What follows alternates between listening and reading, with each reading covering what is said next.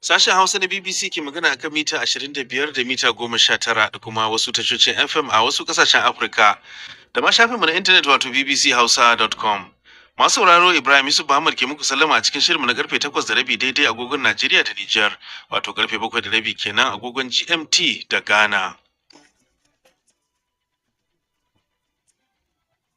A cikin shirin namu na wannan lokaci za ku ji cewa rahotanni daga Mali na cewa sojojin ƙasar na janyewa daga garin Tessit da ke yankin arewa maso gabas, yayin da masu tayar da ƙayar baya ke ƙara zafafa kai hare-hare.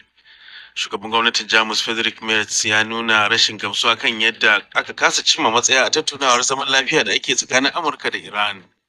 A Najeriya akalla mutum 10 ne suka mutu sakamakon wani hari da aka kai garin Gurbin Kankara da ke jihar Katsina.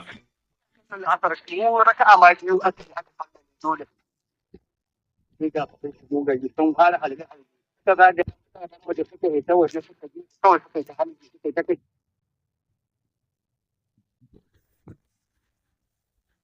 yau akalla mutum 10 suka fito magidanta ne ma kusan duka daga matakin sai mai uku. Faro yau dai a Najeriya alamu na nuna cewa kamfanonin jiragen sama na cikin gida na iya dakatar da ayyukansu daga ranar Alhamis mai zuwa sakamakon tsadar man jirgi, lamarin da wasu masana ke ganin ba zai wani tasiri kan farashin man ba. Wannan barazana da take yi ban san me take bukata gwamnati ta yi ma kamfanin sufurin jirgin sama ba. Na san gwamnati zai yi wahala ta bada tallafi saboda ta cire tallafi wurin bada mai, kuma na san ba za ta komar da tallafi na kuɗin man jirgi ba.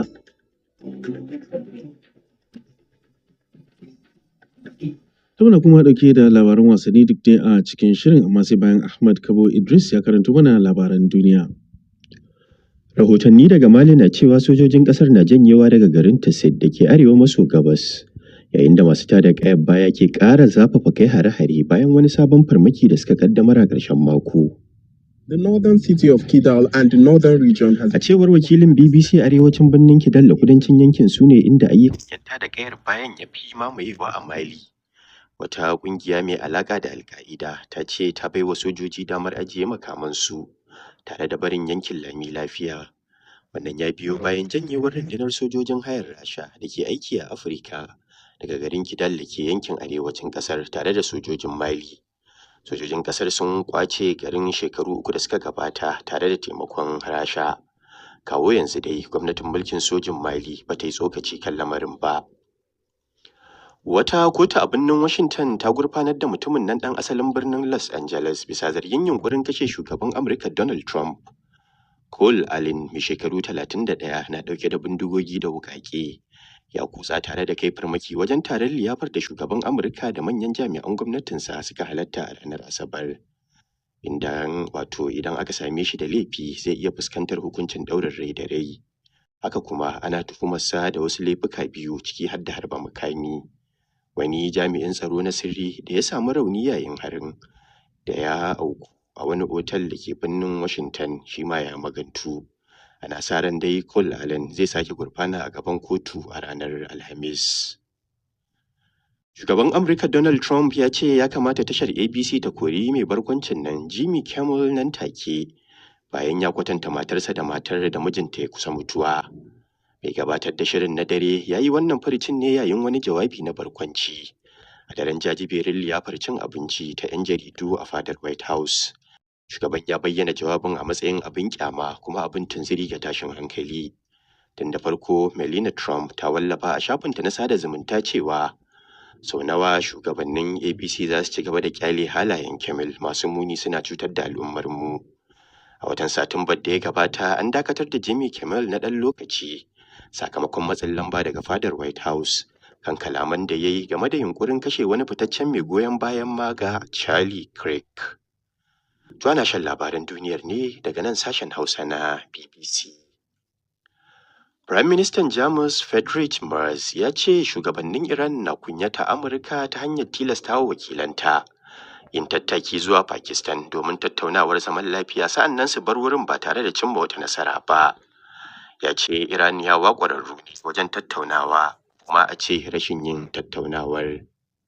At the moment, I can't see what strategic Wakilin BBC ya rawaito Mr. Merz ya ce baiwa wata hanyar ficewa da Amurka ke da ita daga rikicin ba a yanzu, musamman yadda Iraniyawa suka ƙware wajen tafiyar da tattaunawar. A gefe guda kuma, ministan harkokin wajen Iran Abbas Araghchi ya gana da shugaba Vladimir Putin a birnin St. Petersburg, inda ya shaida masa cewa dangantaka tsakanin Iran da Rasha za ta ci gaba da ƙara ƙarfi da kuma tasiri. 'Yan sanda da ke yankin tsakiyar Najeriya sun shiga neman wasu yara 8 da har yanzu ba a gano inda suke ba, bayan wani hari da 'yan bindiga suka kai wani gidan marayu a ranar Lahadi.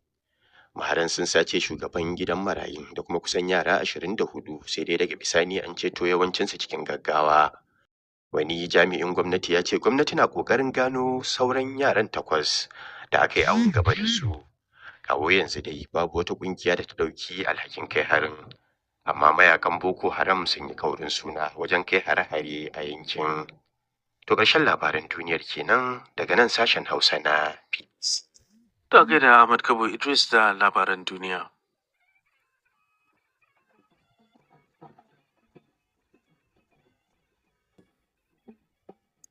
Yanzu kuma sai rahotanni.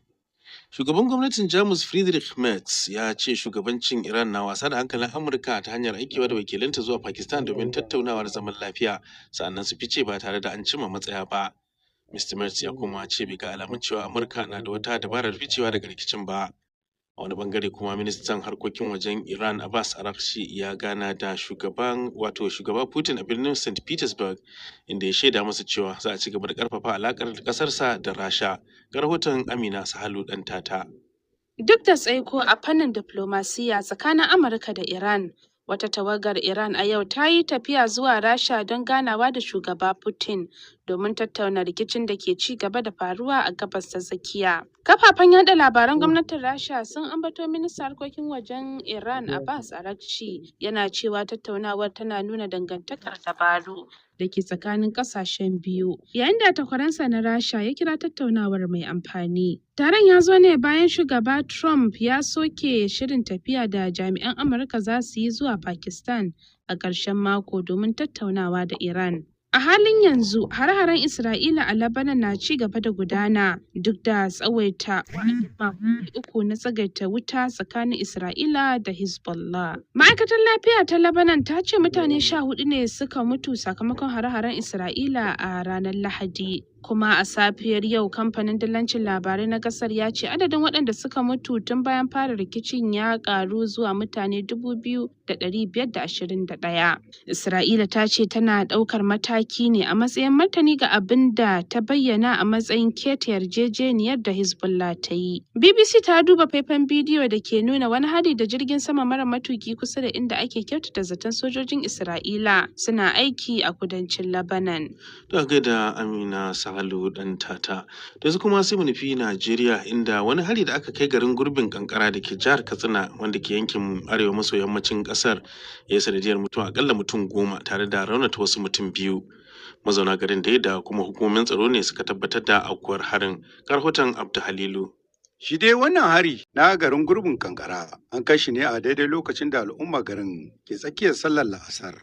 Wani mazaunin garin kuma ɗaya daga cikin wanda ya rasa wani daga cikin 'yan uwan shi ya muni ƙarin bayani yana cewa. To wallahi jiya misalin ana la'asar kawai bugo mu waya daga wasu ƙauyuka da ke can gaba da mu. Cewa ga barayi na sun karo garin mu mashin 10. Muna sallar la'asar mu raka'a ma biyu aka yi aka sallame dole sai da sun shigo gari sun fara halbe-halbe. Suka zagaya mutanen mu da suka yi ta waje suka biyu su kawai suka yi ta halbi suka yi ta kashewa akalla mutum 10 suka kashe. Kamar mutum 10 da suka kashe maza da mata. Ba mace ko ɗaya, magidanta ne ma kusan dukansu, daga mai mata 2 sai mai 3 sai yaro 2 ne wanda shi bai ma yi aure ba. Kamar ka akwai wani kusa da kai da ya rasa ran shi a cikin wannan lamari. Kane na uwan mu ɗaya uban mu ɗaya yanzu haka zaman ta zuke ta muke. Wannan shine karo na farko da aka taba kawo hari a wannan gari. Akalla karo ina ga zai kai 4 kenan. Yanzu wane yanayi ake a cikin garin bayan kai wannan hari? To wallahi ga mu nan dai ba kwanciyar hankali tunda ai ga da mutane ga su nan dai kawai sai dai a ta. Kuma an riga an yi zana'izar mutanen da suka rasu? Karye 10 aka yi zana'izar su yi. Daga bangaren hukumar tsaro na jihar ta Katsina, na tuntuɓi mai magana da yawun 'yan sandan Najeriya a jihar, DSP Abubakar Siddiq Aliyu, ya tabbatar da faruwar lamarin tare da yin ƙarin bayani kamar haka. Kai harin tabbas an kai mutane 14 sai rasa ransu mutum 2 sun samu rauni. Babu shi ne 'yan sanda ce ya tura da ƙarin dakaru zuwa wannan wuri wanda da kuma a halin yanzu ana